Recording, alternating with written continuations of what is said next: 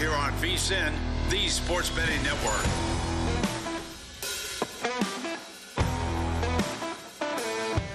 Cashing Out continues with me, Joe Ceraulo, right here on VSIN, taking you through your evening into the early hours of the morning for our friends over on the East Coast. And we're going to take it to the progressive guest line here and welcome in our good friend, gives out nothing but pure daily fantasy value here on this program, Tony Cutillo. Tony, how you doing tonight, my man?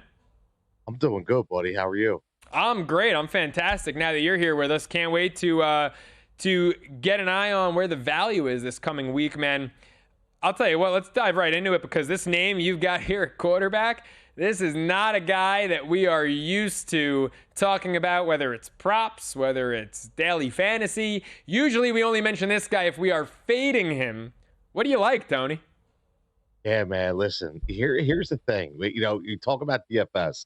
Hey, you talk about the value like we talk about every single week, right? And Bryce Young, 4,700, the cheapest quarterback that you're going to get, right? Against a Tampa Bay team who has been horrid against opposing offenses. Since his return, 63% completion rate, up from 51% before he was benched. 5 TDs in his last 4 games versus 0 when he was starting before he got benched. And here's the caveat, 50 yards of rushing in his past 2 games and no INTs. Man, he had 263 yards and a touchdown against a Hall of Fame coordinator in Steve Spagnuolo last week, and now he gets a bad Tampa Bay team. So I am all in, Joe. Yeah, this Tampa Bay defense, look, I love this Tampa Bay squad, and they're still managing to win games. Well, finally got back in the win column in a big way against my Giants. But this defense, a lot of bend, try not to break. Opposing teams, though, at the end of the day, are moving the ball up and down on Tampa Bay. So if Bryce Young could do it against Kansas City, why not against the Bucs? Hey, interesting here, man. Your running back selections, you've got 2 of them. One of them is a much better value, or I should say, value does not necessarily correlate to price. I should say one of them is a much cheaper price than the other. But what really stands out is that they are both in the same game. So which game are you targeting? Which game are you zeroing in on here? Yeah, this is one of those great rivalries over the years, right? And we're going to go Chase Brown and Jaylen Warren. Now, first look at Chase Brown, 6,200. We've been in that number before when it comes to running backs with guys like DeAndre Swift and David Montgomery. And this is a pure bell cow now, like legitimately 21 attempts on the average per game for Chase Brown over his last 3, and at least 7 targets per game in an offense that has T. Higgins, in an offense that has Jamar Chase. That just shows you how much they're using him. And his last 3 games production, it's just crazy, man. 248 rushing yards and 146 receiving yards. So that's a guy that I want. And on the other side, listen, I know Najee Harris still gets the name recognition, but Jaylen Warren is the guy.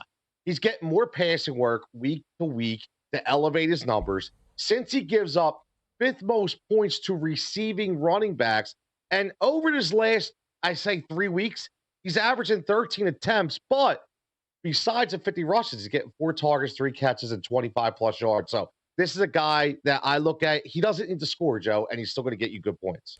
And it looks like that game is going to be in the 20s in Cincinnati on Sunday. So I would say both running backs are going to get a healthy load of carries. Anytime you get temperatures sub-freezing like that, throwing the ball gets a little dicey. That thing gets pretty slick. So we'll see if the running backs end up getting extra carries out there in the jungle. I can't believe this price I'm looking at, Tony. Vikings, Cardinals.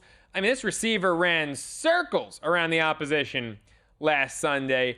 This is tremendous value. Who do you like Sam Darnold to throw the ball to on Sunday? Yeah, this is one of those things where I just don't understand. Last week I told you I thought Tua was underpriced at 5,800, and he became a top 5 DFS quarterback, right? So this is where you want to grab these prices.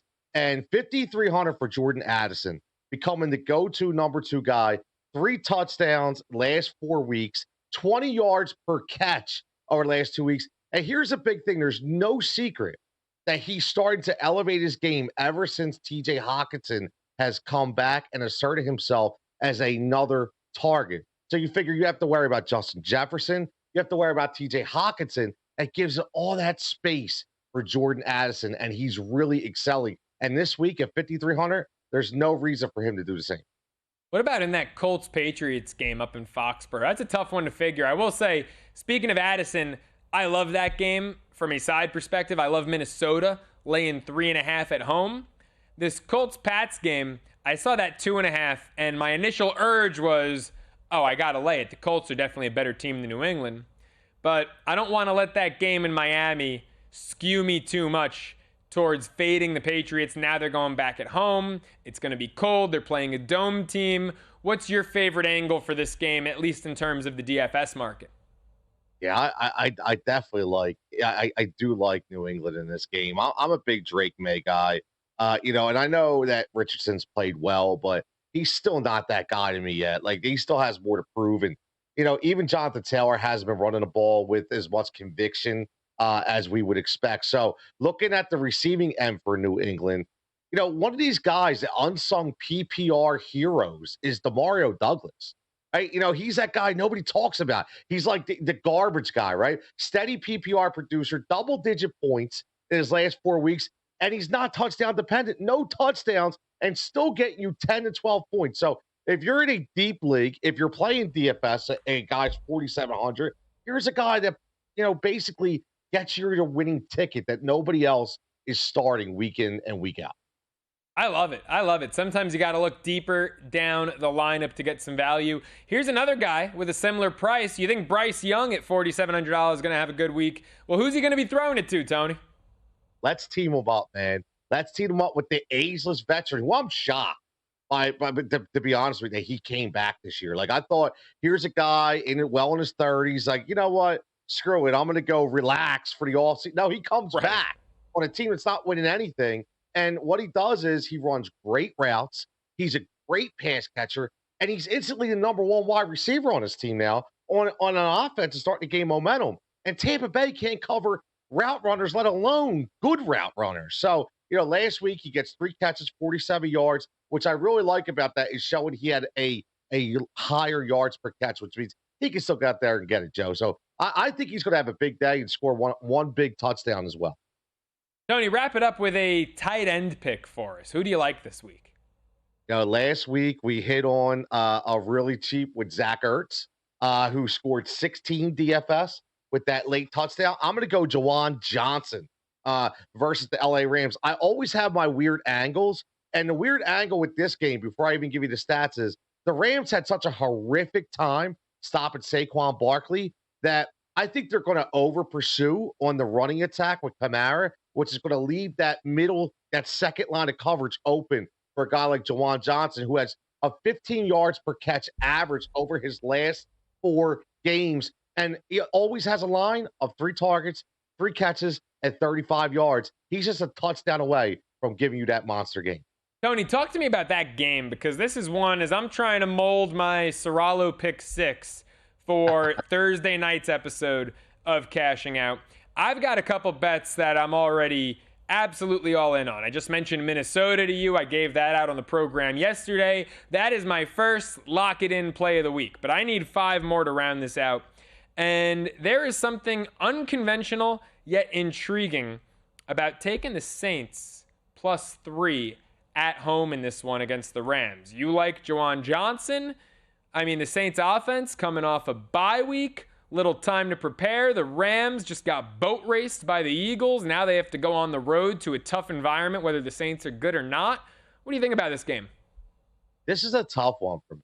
It really is, because I'm a big Sean McVay guy, and he's one of those coaches that after a loss, especially after a tough loss, he really gets the troops rallied up, and he's a very good, adjuster, so to speak. So it's going to be hard, but, when you're going to New Orleans after a bye, they get that offense rolling, MVS, Alvin Kamara, the 3 points is kind of low to me, and they can score a lot. So I don't know, man. I kind of like the Saints at home in a very, very close game.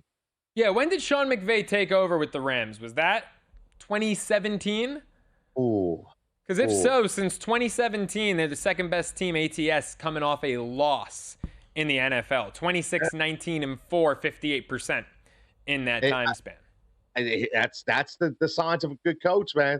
Like I said, man, it's a signs of a good coach. So it's all going to depend on what team shows up. Are they still got the hangover from the bad loss against the Eagles, or are they ready to gear it up against the Saints? Yeah, that's Sean McVay for you. But speaking of coaching, the Saints, these players, they're getting up for Darren Rizzi, their old special teams coordinator. These guys seem to love him, seem to love playing for him. Tony, let's dive into some Thursday, I would say Thursday night, but we got games all day. Thanksgiving props up next. Don't go anywhere. Our guy Tony Cutillo's locked in. I am too. It's Cashing Out with Joe Ceraulo.